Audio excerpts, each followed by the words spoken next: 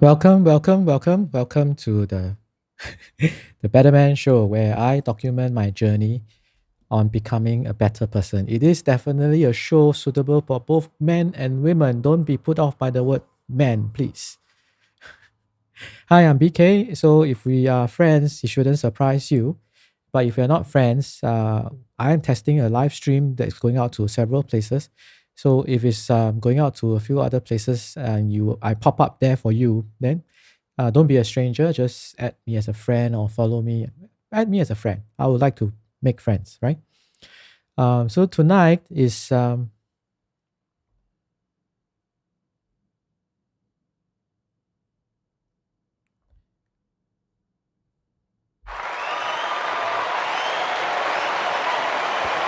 I still can't get this right. Day 50 of a 100-day challenge, right? And today's show, we're going to talk about the 4 building blocks of good communication. Now, before I go into that, the thing is, exactly 50 days ago, I started a 100-day live stream challenge. A 100-day live stream challenge, and friends were telling me to my face, "You're crazy. You sure you want to do 100 days?" I actually did agree with them when I first got started. But lo and behold, it's been 50 days. It's been 50 days. We are at the halfway mark, and it has been fun. Thanks to everyone who has given me feedback, comments, private messages, and especially to friends who have said things like, "Hey, I know I got inspired by you, and they want to try and do something similar. Please do. Please go. Please start. I'm here to support you if you need help. Let me know if you need help with anything, with gear, with anything. Let me know. Right? I'm here to support you, help you get started. I have learned some things about live streaming over the past 50 days or so. So as you can see, I've been testing out several platforms. Some of you who have caught certain earlier episodes, you know that I have tried certain other platforms, and now I'm kind of more fixed on Ecamm Live. And I also did a quick walkthrough the other day. I will probably revisit it again and show you some of these things that we are doing. Now, when I got started, it was really nothing, just get going. In fact, I was using Zoom. I just click go. But over time, you just improve along the way. And I am still improving, right? I'm still improving. And a couple of days ago, I kind of announced that I feel that the end game for what I want to do is really to up my game in terms of speaking as well as in terms of communicating, and that's what I want to do. So I have been looking at a lot of content related to that and hopefully share with you. Um, so I also always believe that when you share, you learn better yourself, and I've learned more by sharing what I've learned. And even though I'm sharing it, I actually think the biggest person who benefits is myself, right? So thank you for joining me today, whether live or watching the replay. Just drop a comment and let me know where you are actually catching me from, so that I also can have a gauge of which are the platforms, what do I need to do, and so on, right? So thank you for joining me there. So feel free to just drop a comment anywhere, right? Also, if you want to, you can always hit me up at this URL just below. So, the 4 building blocks of good communication. Yesterday we talked about we talked about what makes life worth living, right? Or what makes life interesting. The 4 ifs: if we learn, if we try, if we stay, and obviously if we care, right? And today it is kind of an extension of that, which is we're talking about communication. Now, in this current world where everyone is so connected, we are living in a stage of always on connectivity. I think the importance of being able to communicate well is even higher than not lower. It's even higher because we are almost always in communication with someone. Um, in fact, the other day, a friend of mine was, uh, and this is in line with first point, which is maintain interest. Oh, sorry, this was yesterday. Yeah.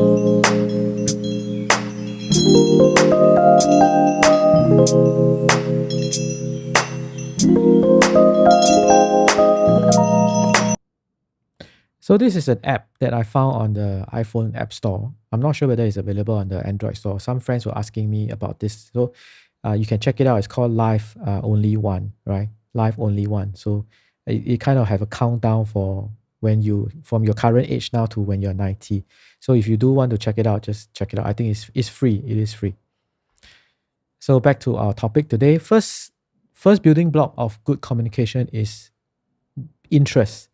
Not so much as your interest, but more of the be interested in things, be engaged with things, go places, read books, meet people, maintain an active interest in things, because that will be your fodder for communicating. And just now when I was just talking about this whole constant always on connectivity with people, right? I was just I like to talk to people because they tell me very interesting stories. And also I like to listen to audibles because I also learn interesting stories. So Chris Rock was the one who said this. He said that, the difference between his parents' days of marriage and today is very different, right? Because during those days, a scenario where the wife stays at home to look after the children, the husband goes out to work, right? And there's no always on connectivity, right? So a 40-year marriage literally means that every single day they might only spend like an hour in the morning and an hour at night. And then the rest of the time they are not connected at all. They're not communicating. And then the rest of the time is sleeping, right? So, but versus today, where we have Instagram, we have Facebook, we have all these things, right? Um, so he was saying that, sometimes his wife complains that, "Hi, hey, why didn't you ask me about my day, right?" And he jokingly replied, said, "I know your day. I know exactly your day because I know what you had for lunch. I know who you had lunch with because I'm your Instagram friend or your Facebook friend, right?" So in this day and age of always on connectivity, sometimes it can be challenging. But of course, when we pay attention to the things around us and we listen more, we watch more, we visit more, we can create more fodder for good communication, because you need fodder, right? You need materials, right? In fact, I just messaged a friend of mine who has just left from KL back to Singapore. I asked him for his food notes. Food as in FOOD, food, makan, right? Food. He has visited more food places in 3 months than I have in a year in KL. I think he went out with a vengeance, just to really visit all the places. So I'm going to remind him again to send me some of his notes, because I think he had really explored a lot of very interesting food places, and I know he bookmarked them. Okay, so maintain a healthy interest in everything that goes on in life, and then that can be communication materials for you. The second thing is fascination. Fascination. This is interesting because I guess I'm also very thankful for my parents for always. I think I have a sense of fascination about things. Even from very young, I remember things like, have you ever asked this question yourself? Ask like, why is the sky blue? Right? I actually ask questions like this. You always see people talk about this in like stories or books or whatever, right? But I actually ask that question, right? I'm always fascinated with how things work, how things operate, and how things are like around me, right? And so I guess that's the curiosity that has always kept me I have always maintained this sense of curiosity. So even till today, part of the reason why I like to tinker with things like Livestream, these platforms, microphones and studio gear and lights and cameras and so on. It just keeps me constantly curious, right? And I'm always fascinated with how things works, right? And when I meet people, I kind of always like to ask them questions and find out what they do and why they're doing certain things and listen to their stories, right? So maintain a sense of fascination with the world, right? Ask 100 questions if you have to, right? In fact, the other day somebody commented on this David Letterman, because he's a very good talk show host, right? And somebody commented that the reason why they feel that he's a good talk show host is because when they met him in person, and it was not even on a talk show, right? He was asking them like a question a minute, always asking questions, always curious about what they're doing, what they're thinking, what they're experiencing, and so on. So he asked a lot of questions. So next time, if you see me in person and I ask you a lot of questions, please forgive me. The third building block, sensitivity. Now, this actually is interesting for me because uh, this is an area of growth for me over the past couple of years. Um, somebody I respect and a mentor, and then just kind of sat me down and told me, I said, look, sometimes you cannot say the things you say, even though you meant it well. You have to hone and tone down the things you say, because all along I've always been quite straightforward in how I say things. And I guess I always felt that because if I say it out of goodwill, or I don't mean harm, and I'm not being harsh as well, but I say certain things that is like how I think I want to. I mean, I'm just being frank about certain things. My good mentor and friend actually sat me down and said, no, sometimes you need to be sensitive to how the other party is going to receive what you say. And yeah, I have taken that as a learning point, and I've started to learn how to do that. And I guess, people always say that um, wisdom is knowing what to say and when to say, right? So this is a area of growth for myself, and I'm thankful for my friend and my mentor as well for letting me know this. So these days, I'm actually a little bit more mindful of how I say certain things. In this case, basically, uh, practicing more sensitivity, right? It doesn't matter whether you meant well or whatever you wanted to say was for the good of the other person. End of the day is what the other person wants to hear. So one of the good art of communication is really practicing being more sensitive. So this is definitely an area of growth for myself for moving forward, right? So that's the third building block. And last but not least is knowledge. Learning about just collecting, just learning, right? Just growing and learning.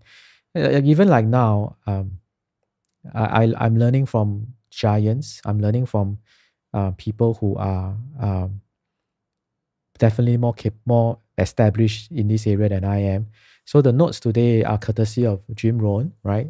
He has a very good Audible, which is only 2 hours on communication and art of persuasion. I'm just taking down some of these notes, and like I said, when I share this, I actually learn them even better myself.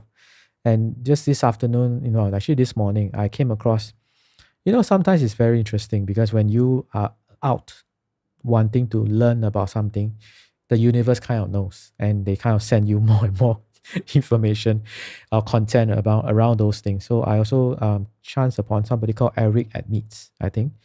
He was speaking at Mind Valley. Mind Valley is also something similar to like TED Talks and